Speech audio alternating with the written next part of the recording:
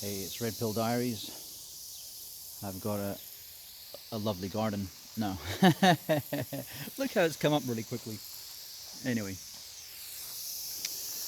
the thing I've been wanting to talk about lately is it's an extension of what I've spoken about before about useful idiocy.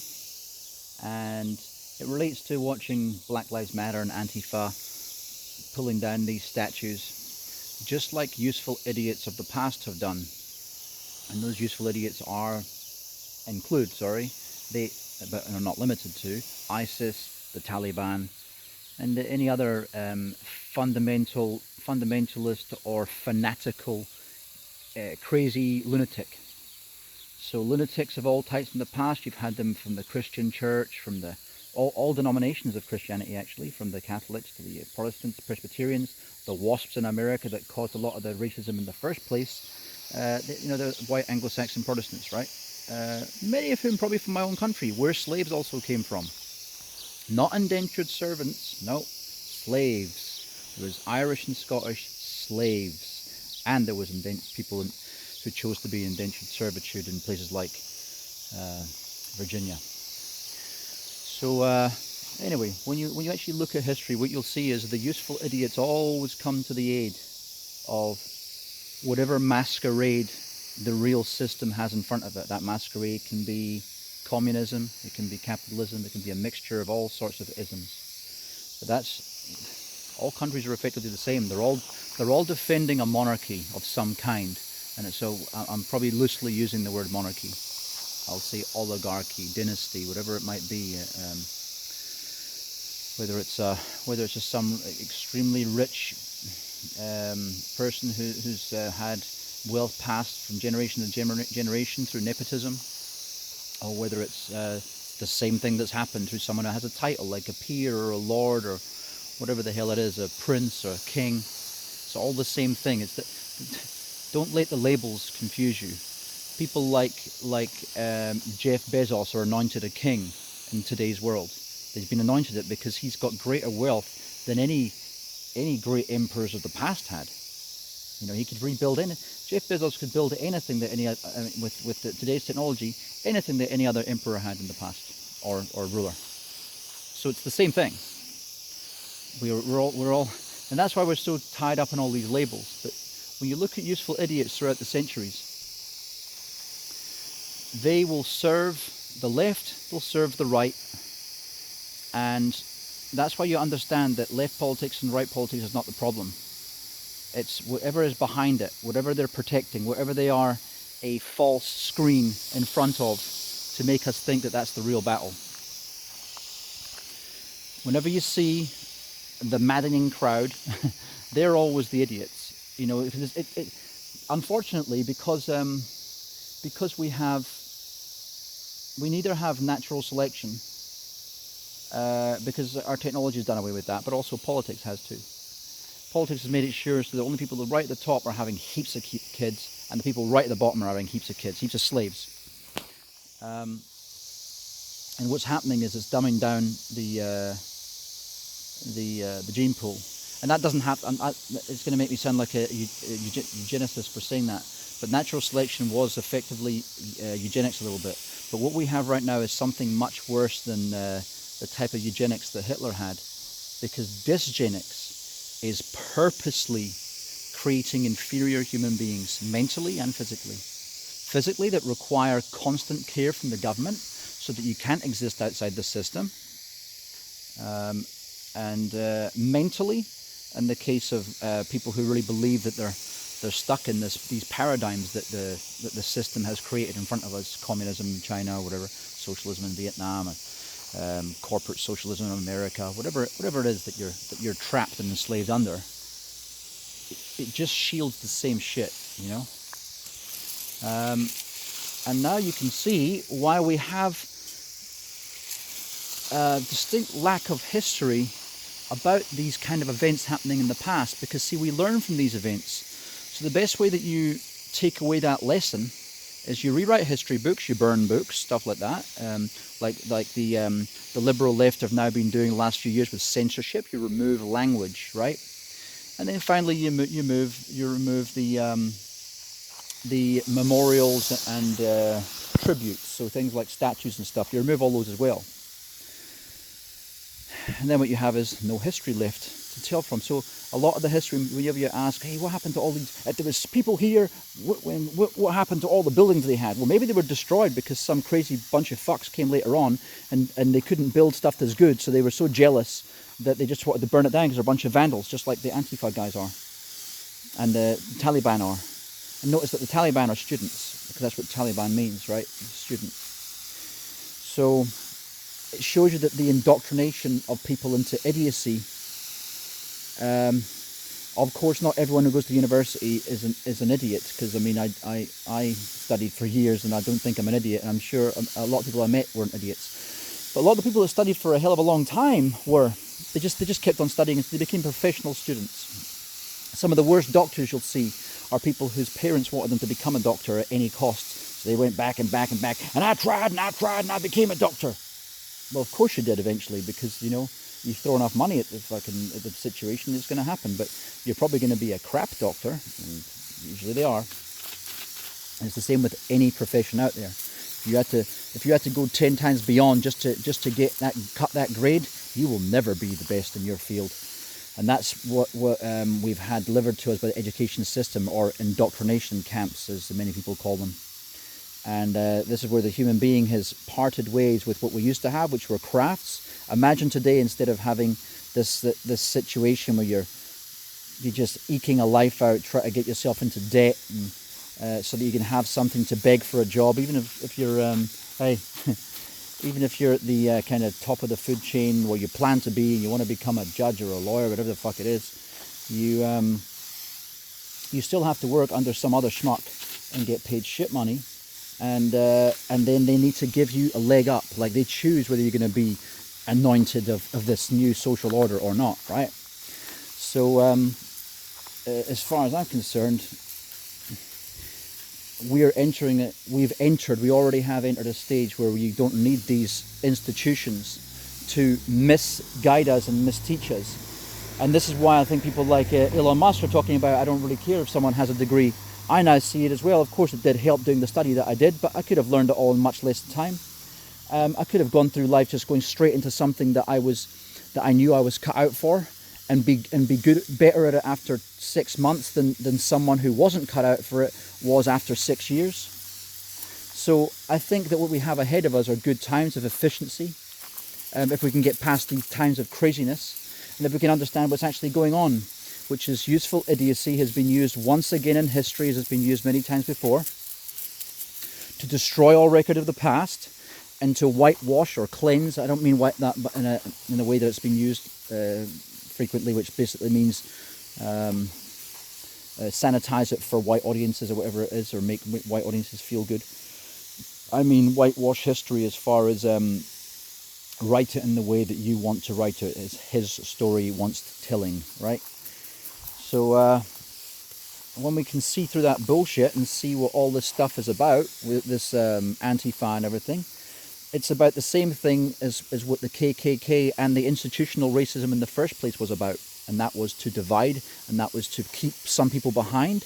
It was to basically split the herd. The lion chases a herd, and then it tries to, the wolves chase a herd, and they split it in two, and then they split it in two, and then they split it in two, and then they get a more manageable size part of the herd, and then before you know it, one drops out, and then they can attack it, or a few drop out and they can attack them. It's the divide and conquer strategy that's always being used by the elites, at the same time as they also use the useful idiots who really believe the system is so important that they need it so much that they will actually defend these parasites tooth and nail.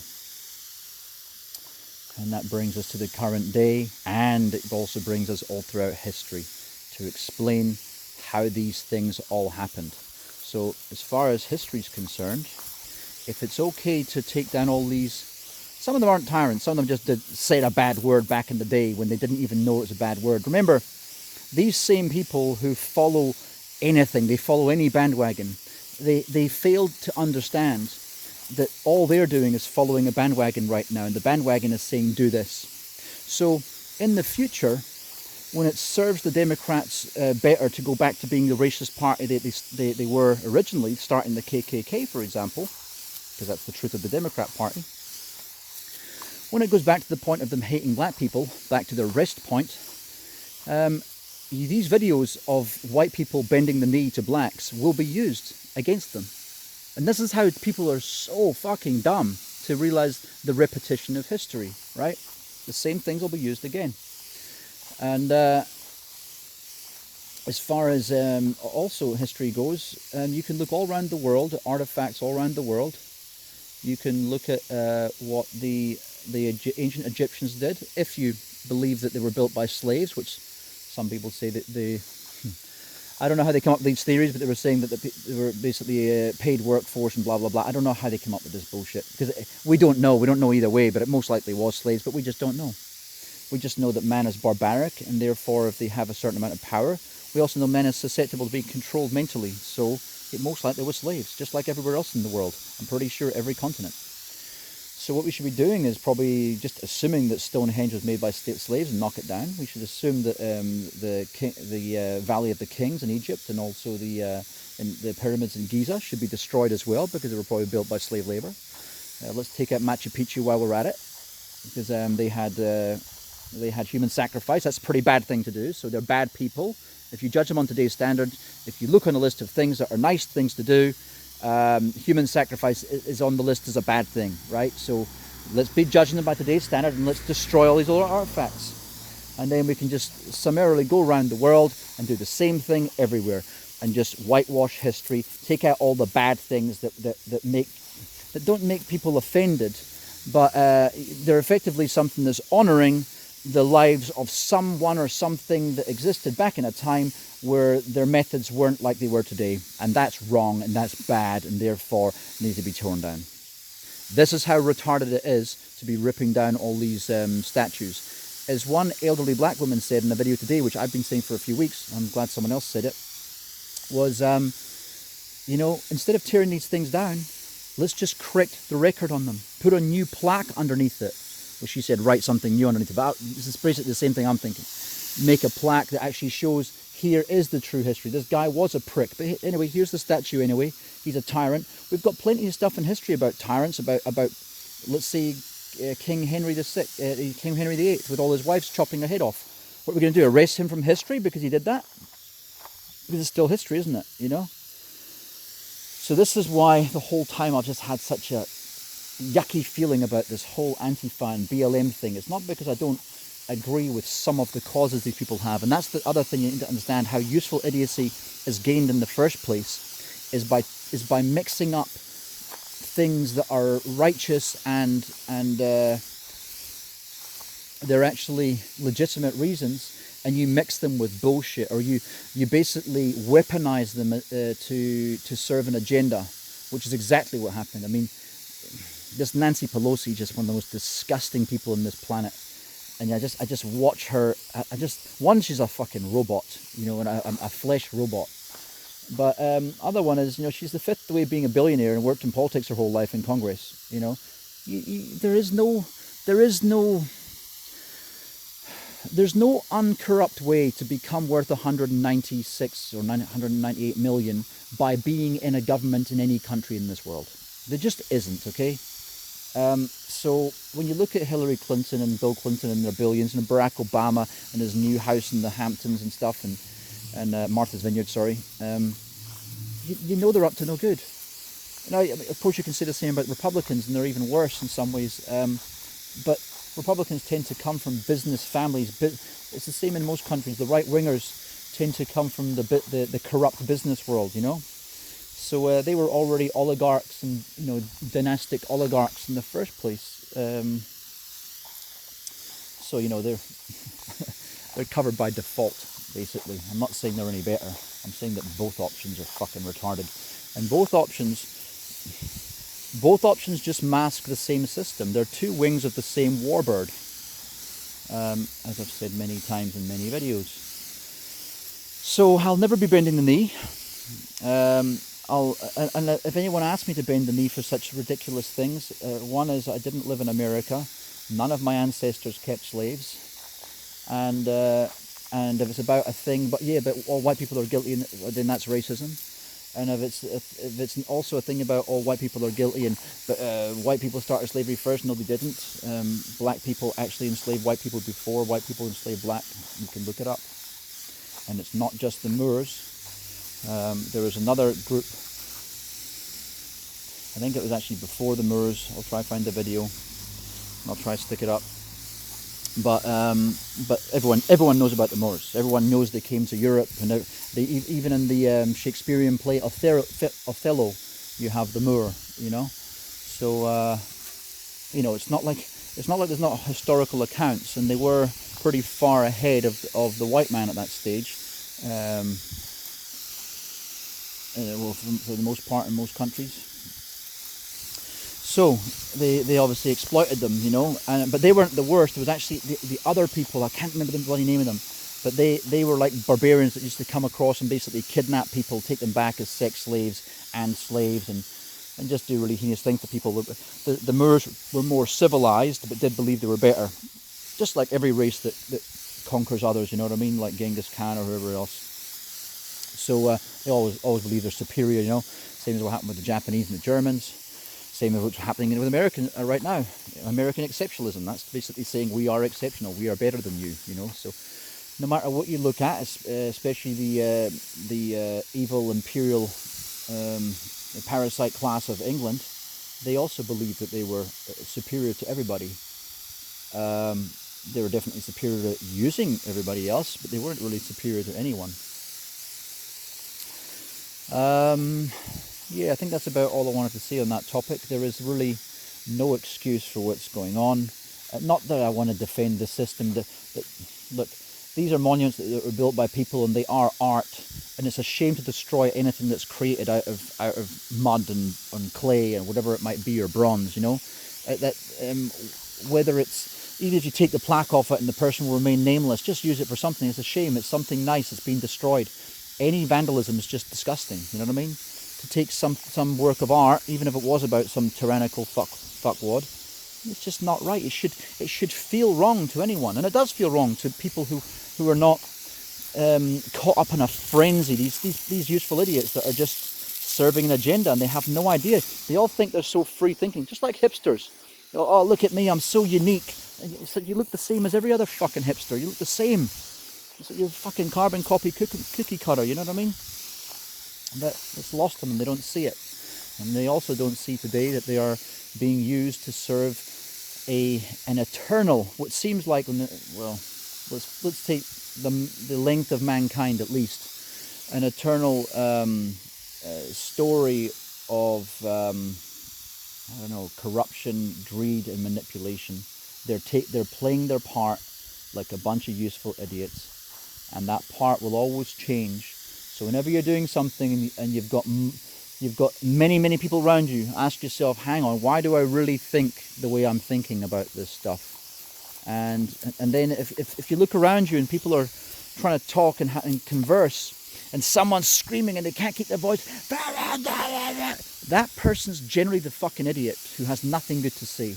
That person can't rationalize themselves. That's why they're screaming, So there's a lot of simple checks you can do to find out if you're a useful idiot, and I hopefully that helps you if you're in the middle of a frenzied circumstance where you've been somehow convinced to be a moron. Yeah, that's about it. Bye.